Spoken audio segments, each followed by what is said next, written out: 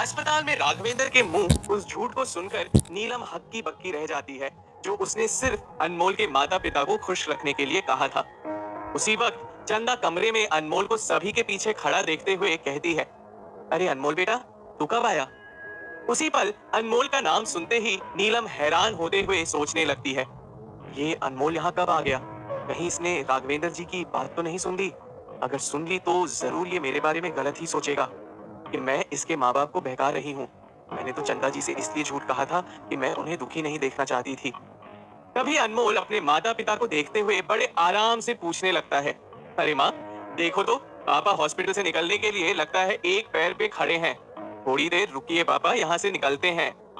अनमोल की बात से साफ जाहिर हो जाता है कि जो राघवेंद्र ने नीलम से बात कही थी उसने वो बात सुनी ही नहीं। उसी वक्त चंदा और नीलम राहत की सांस लेते हैं, पर राघवेंद्र अनमोल को डांटते हुए कहने लगते हैं, हर बार की तरह इस बार भी तो गलत है। मैं तब तक हॉस्पिटल से नहीं जाऊंगा जब तक कि मेरी मांग पूरी नहीं होती। तुरंत अनमोल अपने पापा से पूछता है, अरे क्या है आपकी मांग? मामले को संभालते हुए नीलम कहने लगती है, आपकी जो भी मांग है वो सब पूरी होगी। अनमोल, पहले तुम यहाँ नीचे बिल काउंटर के पास जाओ और वहाँ सभी बिल्स और रिपोर्ट्स चेक कर लो, क्योंकि एक बार तुम सभी बिल्स क्लियर करके पेपर साइन कर दोगे तभी हॉस्पिटल के लोग इन्हें डिस्चार्ज करेंगे। तुम पहले नीचे जाओ प्लीज। अनमोल नीलम की बात सुनकर वहां से चला जाता है। चंदा राघवेंद्र को समझाते हुए कहती है, कहा था ना जी आपसे कि अनमोल को कुछ मत कहना, वक्त आने पर वो ही आपसे बात करेगा। आजकल के बच्चे वक्त लेकर बताते हैं ये सब। राघवेंद्र कुड़कुड़ाते हुए कहने लगते हैं, पता नहीं आजकल के बच्चों के चोचले। ठीक है, नहीं जताऊंगा उसके सामने कुछ भी कि मुझे उसके और नीलम के बारे में पता है, पर नीलम को मुझसे मिलने घर आते ही रहना होगा। मुस्कुराते हुए नीलम राघवेंद्र से कहती है, मैं जरूर आऊंगी आपसे मिलने। आप नहीं भी कहते तो भी मैं आती जरूर। ठीक है माँ जी, मुझे एक पेशेंट को देखना है, मैं अभी जाकर आती हूँ। नीलम की बात सुनकर राघवेंद्र के कलेजे को मानो ठंडक पहुंचती है और वो चुपचाप अपने बेड पर लेट जाते हैं। अनमोल बिल काउंटर पर खड़ा अस्पताल का सारा खर्चा चुका देता है।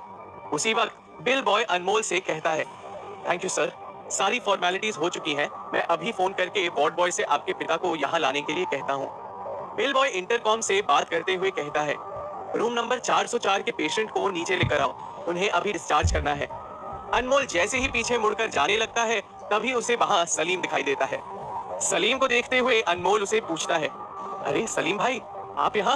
आप तो कह रहे थे कि आपको कहीं काम से बाहर जाना है। सलीम अनमोल से कहता है, काम खत्म पैसा हजम, इसीलिए यहाँ तुरंत चला आया। आज अंकल की घर वापसी है ना, इसीलिए उन्हें अपनी टार्जन में बिठाकर घर तक छोड़कर आऊंगा। अनमोल और सलीम बात कर ही रहे होते हैं कि तभी दो वार्ड बॉय राघवेंद्र को व्हील चेयर पर बिठाकर वहां ला रहे होते हैं। नीलम भी उन्हीं के साथ आ रही होती है। बड़ी सावधानी से राघवेंद्र को सलीम की कार में बैठाया जाता है। राघवेंद्र और चंदा सलीम की कार में पीछे जाकर बैठ जाते हैं। तभी अनमोल कार में बैठने से पहले नीलम के पास जाता है और उसका हाथ पकड़ते हुए कहता है, इन दिनों जो कुछ भी तुमने मेरे लिए किया है नीलम, उसका एहसान मैं अपनी सारी जिंदगी में नहीं चुका सकता। अनमोल का जवाब देते हुए नीलम उसे कहती है, अगर मेरा एहसान चुकाना ही चाहते हो तो बस एक काम करना, अंकल को खुश रखना, क्योंकि मेंटल पीस उनकी सेहत के लिए काफी जरूरी है। अपना सर हिलाते हुए अनमोल नीलम से पूछता है, क्या मैं कोई नर्स रख लूं पापा के देखभाल के लिए? नीलम अनमोल को समझाते हुए कहती है, नहीं नहीं, कोई जरूरत नहीं है, बस वक्त पर दवाई देते रहना और उन्हें खुश रखना, बस यही काफी है। अनमोल बड़ी प्यार भरी नजरों से नीलम को देखे जा रहा होता है। तभी कार में बैठा सलीम हॉर्न मारते हुए कहता है, चल भाई अंदर आजा, तुझे अपनी दुकान भी तो खोलनी है। नीलम को एक प्यारी सी मुस्कान देखकर अनमोल वहां से सलीम की कार में बैठकर चला जाता है। सलीम की कार अनमोल के घर के बाहर आकर रुकती है। एक एक कर सभी लोग कार से नीचे उतरते हैं। तभी चंदा अपने घर के बाहर बिल्लियों को घूमता हुआ देख कहती है, कितने दिनों से अपने घर को सुकून से देखा तक नहीं है मैंने। सारी बिल्लियों ने कब्जा कर रखा है मेरे घर पर।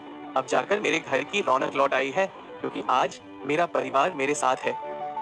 जैसे ही सलीम और अनमोल राघवेंद्र को लेकर कुछ कदम चलते हैं, अनमोल के घर के बाहर उन्हें काजल अपने हाथ में फूल और एक तोहफा पकड़े दिखाई देती है। काजल को देखकर अनमोल सतर्क होते हुए अपने आप से कहता है, इस मदन गुप्ता की बेटी से मुझे सतर्क रहना होगा, कहीं ये कोई अपनी चाल न चल जाए। काजल को देखकर राघवेंद्र खुशी से कहने लगते हैं, अरे काजल, तू भी आई है यहाँ? काजल उन्हीं की ओर बढ़ते हुए कहने लगती है, हाँ अंकल, आप ही से मिलने आई हूँ। चंदा काजल को पकड़कर घर के अंदर ले जाते हुए कहती है, अब यहाँ तक आई हो तो घर के अंदर भी आना होगा तुझे, चल अंदर। हंसते हुए काजल चंदा से कहती है, ऐसे तो अंकल से मिले बिना मैं यहाँ से जाऊंगी भी नहीं। सलीम और अनमोल राघवेंद्र को बेड पर अच्छे से सुला देते हैं। तभी काजल राघवेंद्र के हाथ में गुलाब के फूल थमाते हुए उन्हें एक तेल का डिबिया तोहफे में देते हुए कहती है, ये देखिए अंकल, आपके लिए बहुत अच्छा मसाज ऑयल लेकर आई हूँ, इससे आप फुट मसाज लेना, आपको बहुत अच्छा लगेगा। उस तेल की शीशी को देखते हुए राघवेंद्र काजल से कहते हैं, उस तेल की शीशी को तू वहाँ उस कबर्ड के ऊपर रख दे बेटा, जब मन करेगा अनमोल या चंदा से कहकर मसाज करवा लूंगा। नीलम उस तेल की शीशी को कबर्ड के ऊपर रख देती है। तभी सलीम अनमोल से कहता है, अनमोल, मुझे कुछ काम से बाहर जाना है, मैं निकलता हूँ, तुझसे बाद में मिलूंगा। अनमोल वहाँ बैठे सभी लोगों से कहता है, आप लोग यहाँ बैठे रहिए, मैं सलीम भाई को बाहर तक छोड़ कर आता हूँ। सलीम अनमोल के साथ बाहर चला जाता है। उस कमरे में बैठी काजल राघवेंद्र और चंदा से बातें कर ही रही होती है। तभी एक बिल्ली राघवेंद्र के पलंग से चोरी छुपे निकलकर उस कबर्ड पर चढ़ जाती है और उस कबर्ड पर चढ़ने से वो प्लास्टिक की तेल की शीशी नीचे गिरकर थोड़ा थोड़ा होकर रिसने लगती है, जिससे फर्श पर तेल जमा हो जाता है। कमरे के दूसरी ओर बैठे सभी लोगों का ध्यान उस गिरी हुई शीशी पर जाती है, जो काजल ने कुछ देर पहले कबोर्ड के ऊपर रखा था।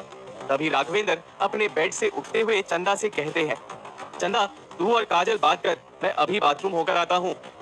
चंदा राघवेंद्र को रोकते हुए कहती है, अरे थोड़ी देर रुक जाइए, अनमोल आता ही होगा, आप अकेले कैसे जाएंगे। राघवेंद्र चंदा को डांटते हुए कहते हैं, अरे किसी के सहारे की जरूरत नहीं है मुझे, अच्छे से चल सकता हूँ मैं। इतना कहकर राघवेंद्र बाथरूम की ओर जाने लगते हैं, पर उनका ध्यान उस गिरी हुई तेल की शीशी पर नहीं जाता जो उनके रास्ते में रिस रही होती है। राघवेंद्र बाथरूम की ओर जा ही रहे होते हैं, तभी उनका पैर फर्श पर बिखरे तेल पर पड़ता है और वो चिल्लाते हुए फिसल कर गिर जाते हैं।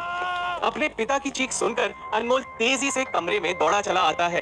वो परेशान होते हुए अपने पिता को फर्श पर गिरा देखकर कहता है, पापा, ये कैसे गिर गए आप। भागते हुए अनमोल राघवेंद्र को उठाते हुए चिल्लाकर कहता है, क्यों इन्हें अकेले जाने दिया माँ, 2 मिनट इंतजार नहीं कर सकते थे मेरा। चंदा सफाई देते हुए अनमोल से कहती है, मैंने कहा था इन्हें, पर ये ही अकेले चले गए। तभी अनमोल की नजर फर्श पर पड़े तेल पर जाती है, जो काजल के दिए हुए बोतल से गिरा होता है। फर्श पर गिरे हुए तेल को देखकर अनमोल आग बबूला होते हुए सोचने लगता है, ये काजल का दिया हुआ तेल यहाँ जमीन पर कैसे गिरा, जरूर इस काजल ने ही गिराया होगा, इससे तो आज मैं नहीं छोड़ूंगा। अनमोल के गुस्से की अब कोई सीमा नहीं होती। वो काजल को गुस्से से देख रहा होता है, जैसे कि वो उसे आज सबक सिखाकर ही छोड़ेगा। तभी राघवेंद्र अनमोल का सहारा लिए अपने पैरों पर खड़े होते हुए कहते हैं, चुप कर, इतना गुस्सा में क्यों आ रहा है, मैं ही अकेले जाना चाहता था बाथरूम, इसमें किसी की गलती नहीं है, एकदम ठीक हूँ मैं, अब पुकारना बंद कर और आज कुछ अच्छा खिला मुझे। अपने पिता की बात सुनकर मानो अनमोल अपने गुस्से को निगल लेता है। काजल राघवेंद्र को सहारा देते हुए कहने लगती है, थैंक गॉड अंकल, आपको कुछ हुआ नहीं, पता नहीं ये स्टूपिड बॉटल कैसे नीचे गिर गई। राघवेंद्र अपने बेटे की ओर चलते हुए काजल से कहते हैं, तू फिक्र मत कर बेटी, सब ठीक है, होता रहता है, इंसान का गिरना उठना चलता ही रहता है। फर्श पर गिरी हुई बोतल को उठाकर काजल वापस से कबाड़ के ऊपर रखते हुए कहती है, ठीक है अंकल, मैं अभी चलती हूँ, आप प्लीज अपना ख्याल रखना। वहां अनमोल अपने मन में सोचते हुए कहता है, काजल, तू इतना नीचे गिर सकती है, मैंने ये कभी नहीं सोचा था। अहंकार और दुश्मनी की आग में तू बिल्कुल अंधी हो चुकी है। मेरे पिता को बेवजह नुकसान पहुंचाकर तूने ये सही नहीं किया काजल। काजल के वहां से जाते ही अनमोल अपनी जेब से कुछ पैसे निकालकर चंदा को देते हुए कहता है, इससे पापा की कुछ जरूरत की चीजें खरीद लेना माँ, मैं दुकान पर जा रहा हूँ, शाम में मिलता हूँ। अपनी माँ को पैसे देकर अनमोल वहां से चला जाता है। क्या अनमोल की गलतफहमी करवाएगी उससे कुछ बुरा काम? कहां जाकर रुकेगी अनमोल और काजल की ये दुश्मनी? और क्या होगा जब काजल को पता चलेगा अपने पिता की सारी सच्चाई? जानने के लिए सुनते रहिए आईना, सच और झूठ का, ओनली ऑन पॉकेट एफएम।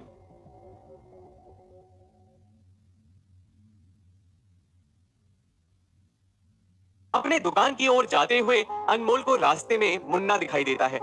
वो अपने हाथ में कुछ कागजात पकड़कर ले जा रहा होता है। तभी अनमोल उसे देखकर अपने पास बुलाता है, मुन्ना, कहाँ जा रहा है तू, इधर आ। अनमोल के बुलाते ही मुन्ना उसकी ओर चला आता है। मुन्ना के हाथ में कागजात देखते हुए अनमोल उससे पूछता है, ये बता मुन्ना, मदन गुप्ता ने कहाँ भेजा है तुझे इतनी सुबह सुबह? उन कागजात की ओर देखते हुए मुन्ना अनमोल से कहता है, मदन गुप्ता के कुछ प्रॉपर्टीज के पेपर्स हैं जो वो अपनी बेटी और उसके दामाद के लिए खरीद रहा है। कसम से अनमोल भैया, बहुत पैसा है इस मदन गुप्ता के पास, और कभी कभी तो मैं ये सोचता हूँ कि कौन वो खुशकिस्मत इंसान होगा जो उसकी बेटी के साथ शादी करेगा। हंसते हुए अनमोल मुन्ना के जेब में कुछ पैसे डाल देता है। उन पैसों को अपनी जेब में देखकर मुन्ना अनमोल से कहता है, ये पैसे क्यों डाल रहे हो भैया? आज तो मैंने आपको कोई खबर भी नहीं सुनाई। मुन्ना के गाल को थपथपाते हुए अनमोल उसे कहता है, बहुत बड़ी खबर सुनाई है तूने, खुश होकर दे रहा हूँ तुझे, रख ले। अनमोल को हाथ दिखाते हुए मुन्ना उसे कहता है, ठीक है अनमोल भैया, चलता हूँ, दुआ और दावतों में याद रखना। जैसे ही मुन्ना वहां से जाता है, अनमोल अपने आप से बात करते हुए कहता है, मदन गुप्ता की जान काजल में बसती है अनमोल। तू मदन गुप्ता को काजल के जरिए ही बर्बाद करना चाहता था ना, पर काजल तो उल्टा तुझसे दुश्मनी लिए बैठी है। ऐसे भी करके काजल की दुश्मनी को प्यार में तब्दील करना होगा तुझे, तभी जाकर मदन गुप्ता से अपना बदला ले सकता है। पौंडीचेरी में जोया बाजार से सब्जियां खरीद कर जा रही होती है। तभी आकाश पीछे से भागते हुए जोया के पास आकर कहता है, अरे जोया मैडम, ये सारा सामान मुझे दे दीजिए, आप क्यों वजन उठा रही हैं? आकाश जोया के हाथ से सब्जियों की थैली ले लेता है। जोया आकाश को देखते हुए पूछती है, क्या हुआ आकाश मित्तल, आप अपनी एसी गाड़ी और आलीशान बंगले को छोड़कर यहाँ सब्जी मार्केट में क्या कर रहे हैं? अपना सिर खुजाते हुए आकाश जोया से कहता है, सच कहूँ तो मैं आप ही से मिलने यहाँ आया था, और जैसे आप सोच रही हैं, पैसा रईस ज्यादा नहीं हूँ मैं, क्योंकि मुझे लगता है इस शानो शौकत से आगे भी एक दुनिया है जो मुझे काफी पसंद है। जोया आकाश से पूछती है, वैसे आप मुझसे मिलना क्यों चाहते थे? और ये मेरा सामान मुझे दे दीजिए, क्योंकि मुझे अपना बोझ उठाना अच्छा लगता है। जोया आकाश के हाथ से अपना सामान वापस ले लेती है। आकाश हिचकिचाते हुए जोया से कहने लगता है, वो बात कुछ ऐसी है ना जोया जी, वो मैं आपको कॉफी पर ले जाना चाहता था, क्या आप मेरे साथ चल सकती हो?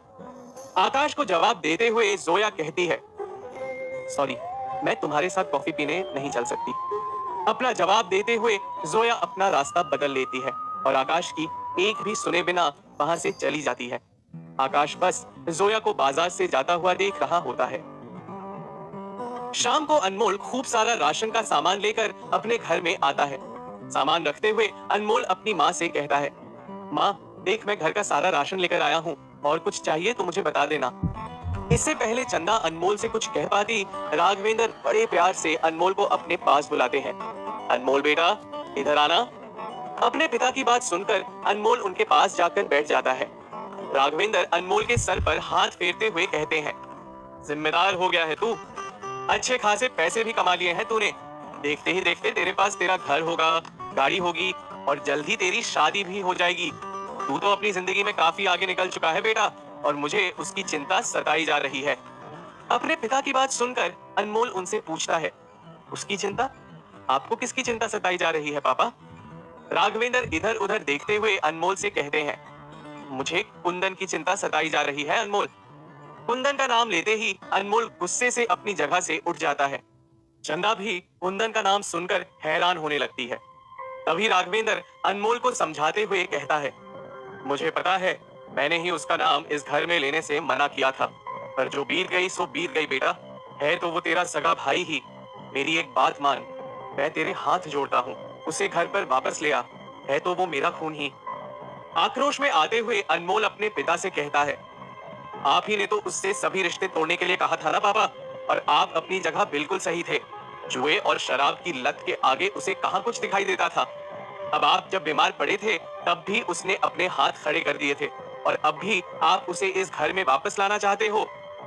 अनमोल को समझाते हुए राघवेंद्र उसे कहते हैं, माँ बाप कितना भी नाराज क्यों ना हो जाए अपने बेटे से, उसकी चिंता तो हमेशा लगी ही रहती है। पता नहीं कैसा होगा, कहाँ दर दर की ठोकर खाते फिर रहा होगा।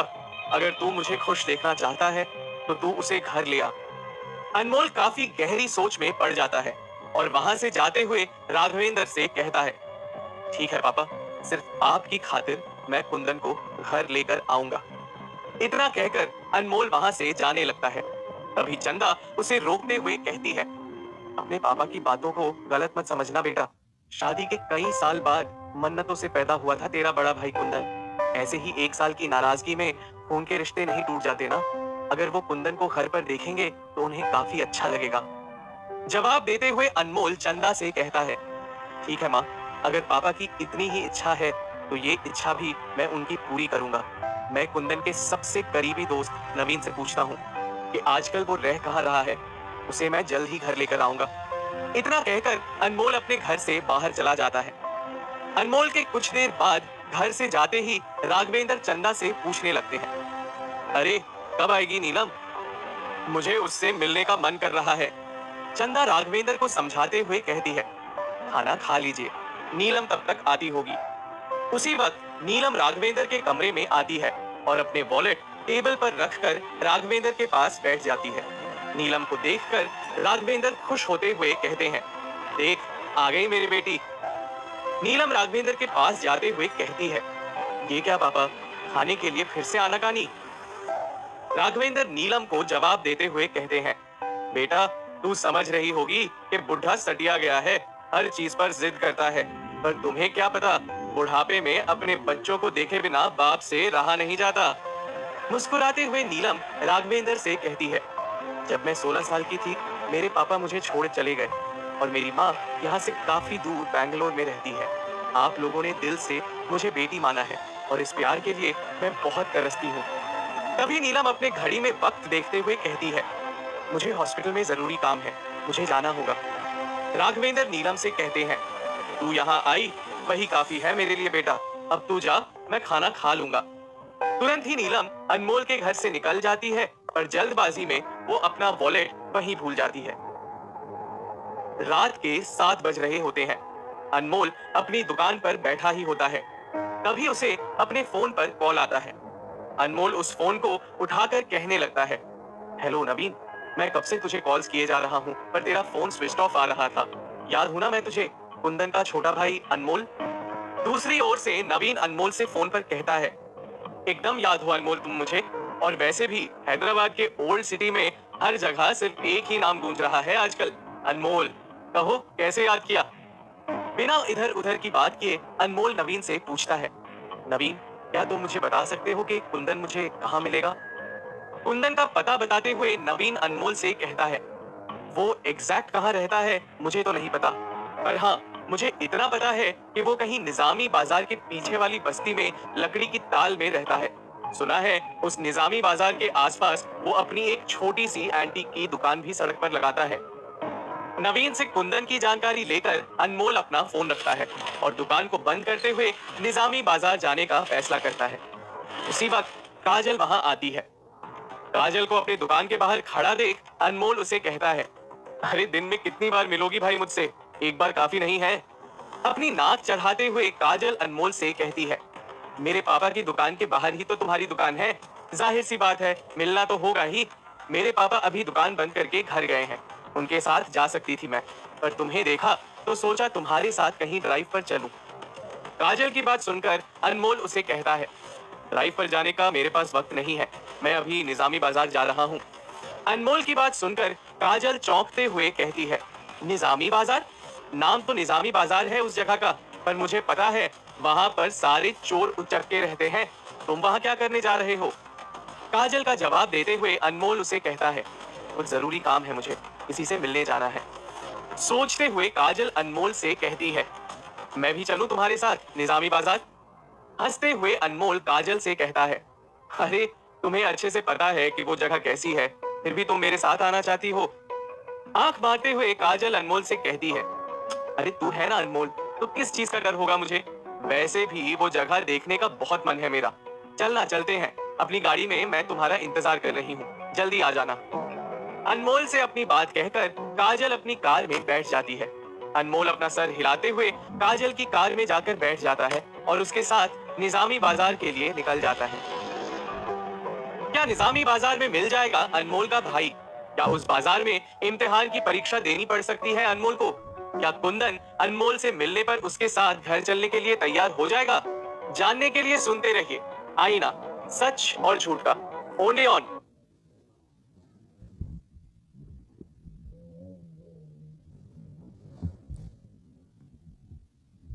काजल और अनमोल दोस्तों अभी खरीदिए कोई भी कॉइन बैग और एंजॉय कीजिए एड फ्री लिसनिंग। और अनमोल हैदराबाद के पुराने शहर के स्थित निजामी बाजार में आते हैं, जहां अनमोल अपने सामने दुनिया भर की सभी चीजों को बिकते हुए देख रहा होता है। कबाड़ी के सामान से लेकर एंटीक्स के सामान तक उस बाजार में बिक रहे होते हैं। चेतावनी देते हुए अनमोल काजल से कहता है, ज्यादा इधर उधर मत जाना, ये हैदराबाद का निजामी बाजार है, यहाँ के पोटे बड़े कीरक रहते, मालूम है।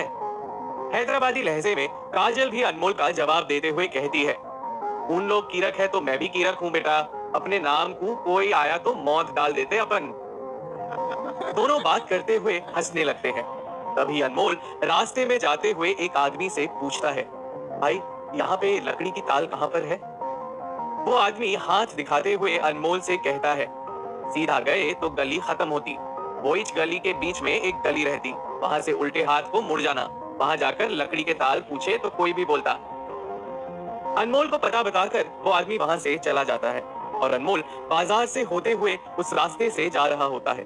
अपने रास्ते के करीब पहुंचकर अनमोल अपनी जेब से कुंदन की तस्वीर निकालते हुए लोगों से पूछने लगता है, अरे भाई, आपने कहीं इस आदमी को देखा है?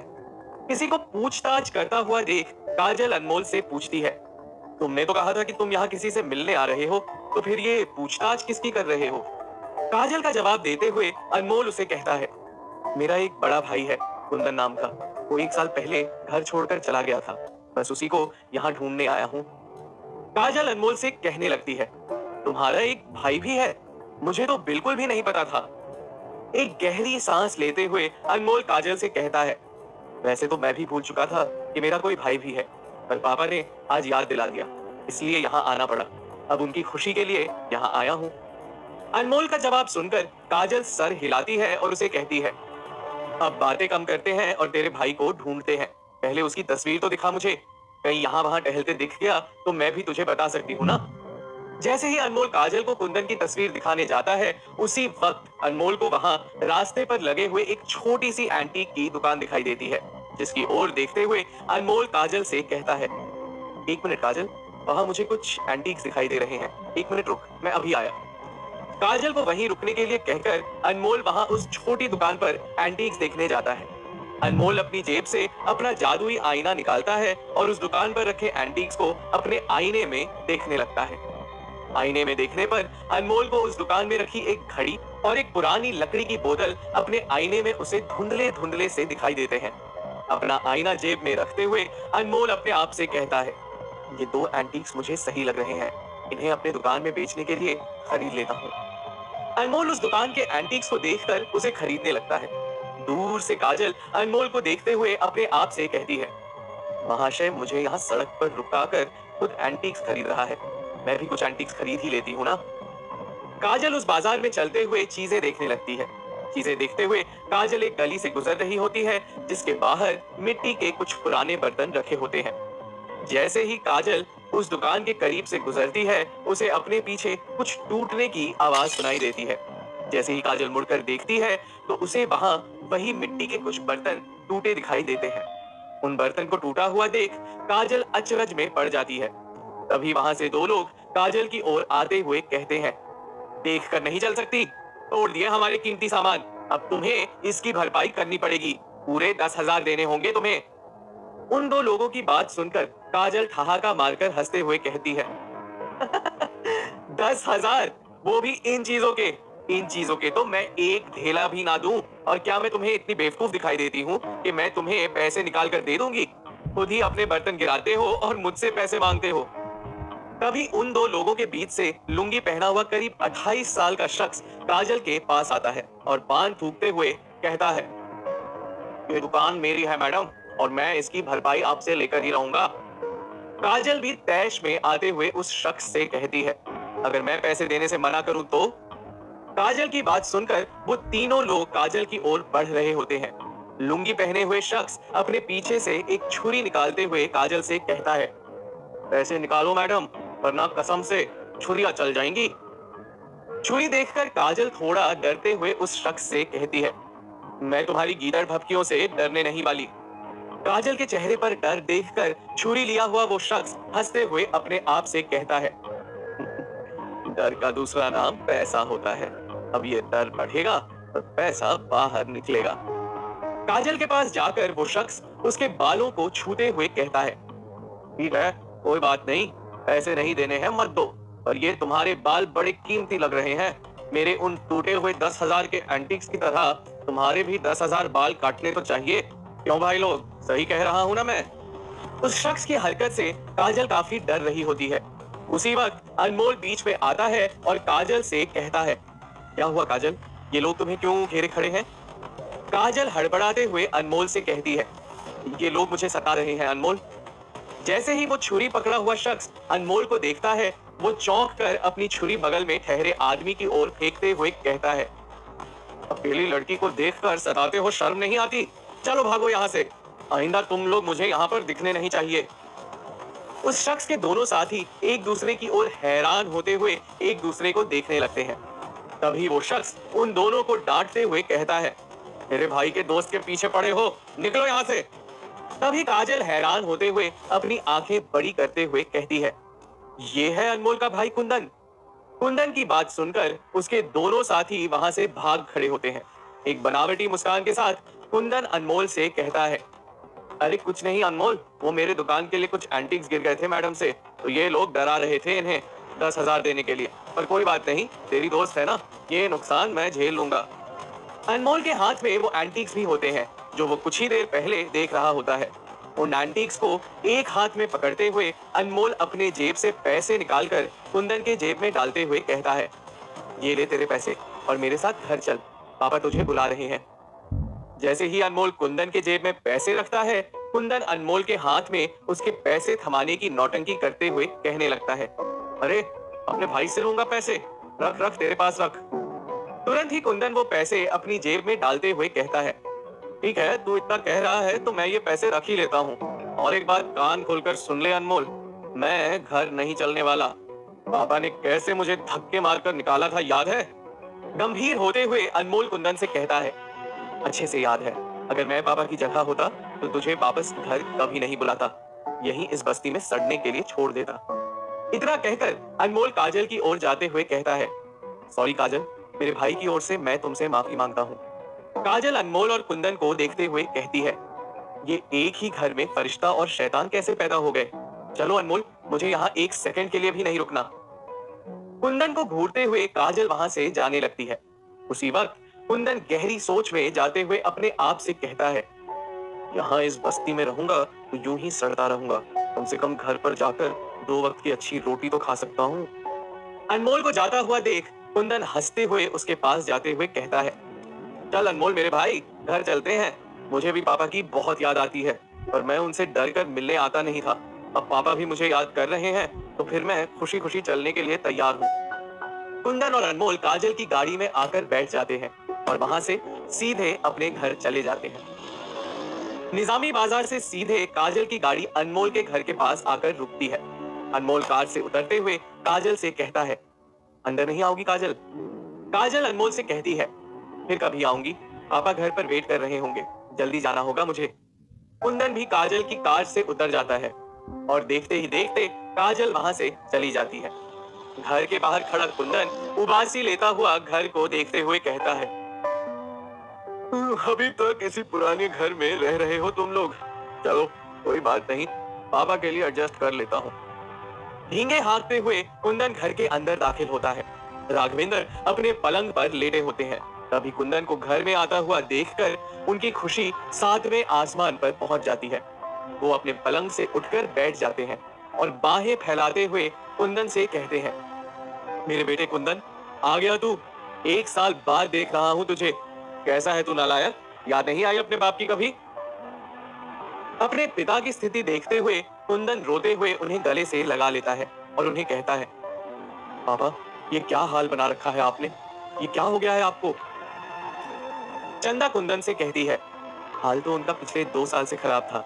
अनमोल ने इनका ऑपरेशन 70 लाख लगाकर कराया है, अभी अभी ठीक हुए हैं ये। अपने आंसू पोंछते हुए कुंदन राघवेंद्र से कहता है, मुझसे भी कहाँ होता माँ, मैं भी पापा के ऑपरेशन के लिए पैसे देता, मुझे किसी ने कुछ बताया ही नहीं। कुंदन की नौटंकी देख चंदा और अनमोल वहां से दूसरे कमरे में चले जाते हैं। जैसे ही अनमोल दूसरे कमरे में आता है, उसे वहां नीलम का वॉलेट दिखाई देता है। नीलम का वॉलेट देखते हुए अनमोल चंदा से पूछता है, ये नीलम यहाँ आई थी क्या माँ? इसका वॉलेट यहाँ क्या कर रहा है? क्या कुंदन को घर लाकर अनमोल ने की है कोई गलती? क्या राघवेंद्र के प्यार का गलत फायदा उठाएगा कुंदन? और काजल के साथ अनमोल की नजदीकियां कहां ले जाएंगी उसे? जानने के लिए सुनते रहिए आईना, सच और झूठ का, ओनली ऑन पॉकेट एफएम।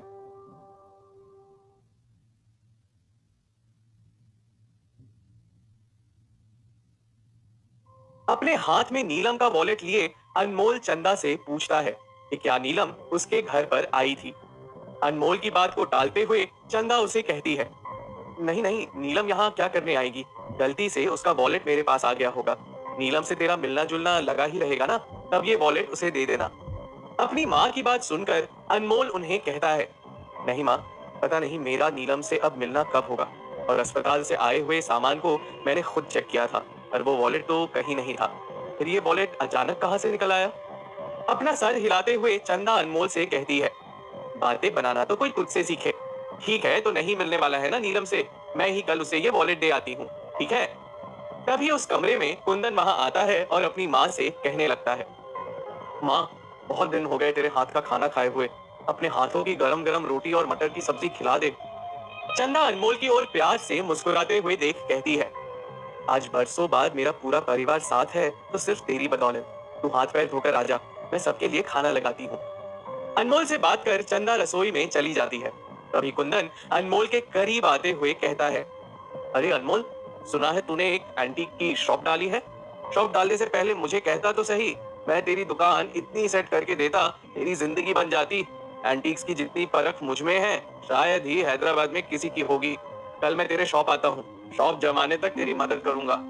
गंभीर होते हुए अनमोल कुंदन से कहता है, मुझे तेरी कोई मदद की जरूरत नहीं है, मुझे अपना काम करना काफी अच्छा लगता है।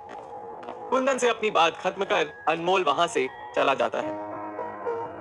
सुबह अपनी दुकान खोलकर अनमोल डिस्प्ले में निजामी बाजार से खरीदी हुई घड़ी और लकड़ी की बोतल डिस्प्ले में लगा रहा होता है।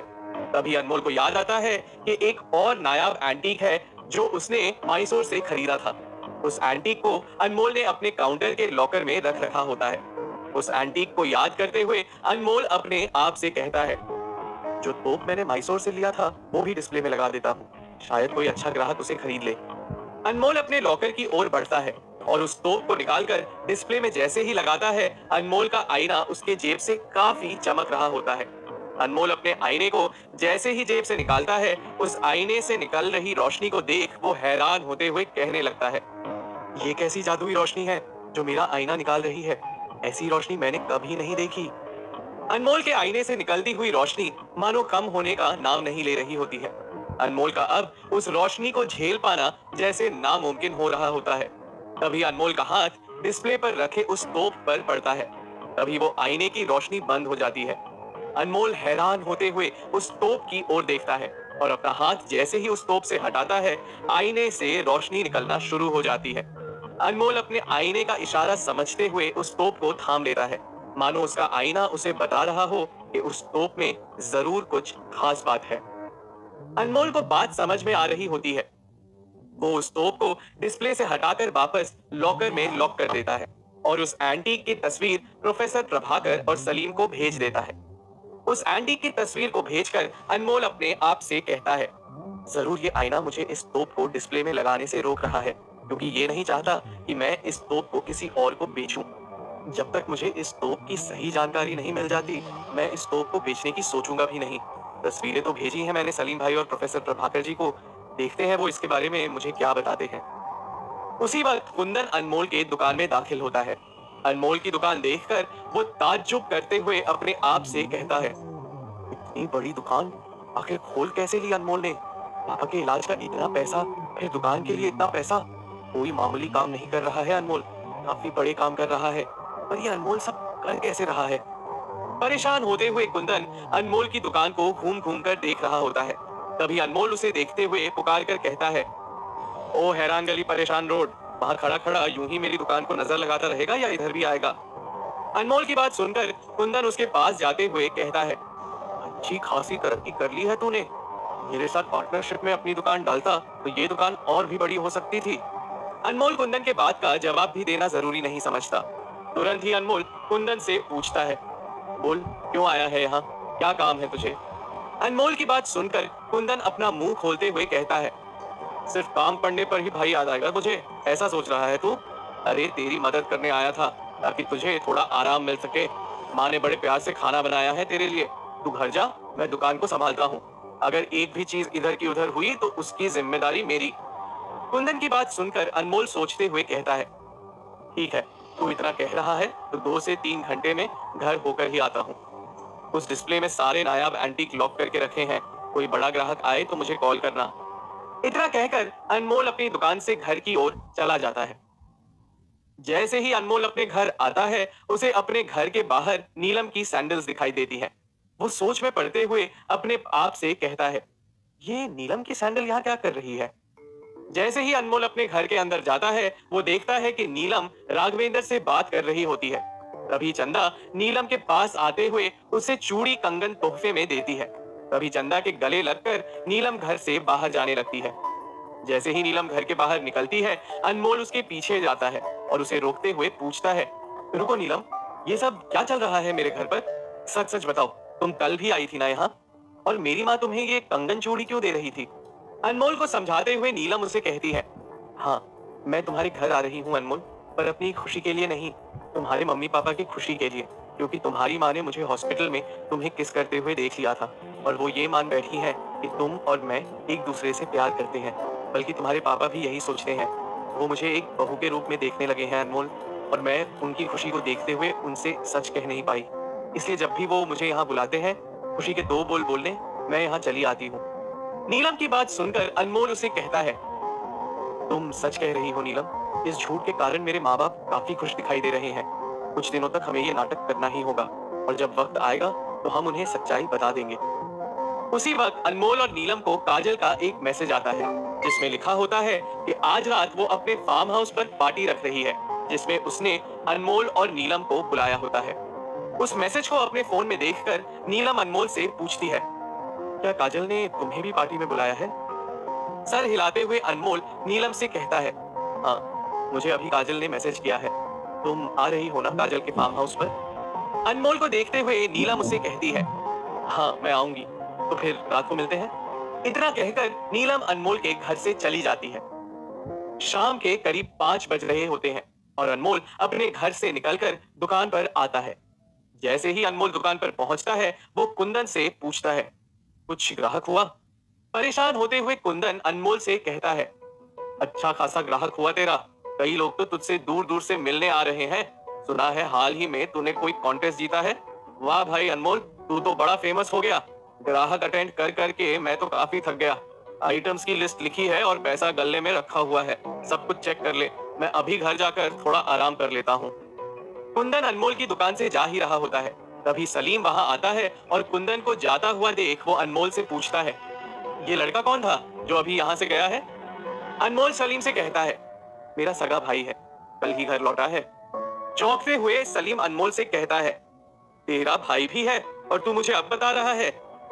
अनमोल सलीम को समझाते हुए कहता है, हमारे परिवार ने उससे सारे रिश्ते तोड़ दिए थे सलीम भाई, इसलिए आपको इसके बारे में कभी कुछ नहीं कहा। वैसे आप अपने परिवार से मुझे कब मिला रहे हो? सलीम अनमोल को याद दिलाते हुए कहता है, इतनी बार कहूं तुझसे मैं कि मेरी अम्मी लखनऊ में मेरी बड़ी बहन के साथ रहती है। जब वो हैदराबाद आएंगी तो मिला दूंगा उनसे तुझे। तभी सलीम याद करते हुए अनमोल से कहता है, अरे हाँ, जिस चीज को तुझे यहाँ बोलने में आया था वो तो सुन ले। तूने जो तोप की तस्वीर भेजी थी, उसके बारे में प्रोफेसर प्रभाकर कह रहे थे उन्हें उस एंटीक्स की कहीं जानकारी नहीं मिली। अगर वो चीज 300-400 साल पुरानी है तो उसके जरूर 5 से 6 लाख तुझे मिल जाएंगे। मैं तो कहता हूँ 3 लाख भी उसके आ रहे हैं तो बेच दे उस एंटीक को। तभी अनमोल सलीम से कहता है, नहीं सलीम भाई, जरूर कुछ तो है उस तोप में जो हमें दिखाई नहीं दे रहा। मैं तब तक उसे नहीं बेचूंगा जब तक कि मुझे उस तोप की सच्चाई पता नहीं चल जाती।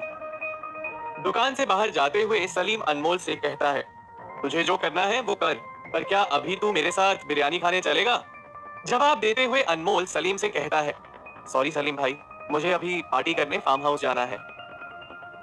काजल अपने फार्म हाउस में दोस्तों के साथ पार्टी कर रही होती है।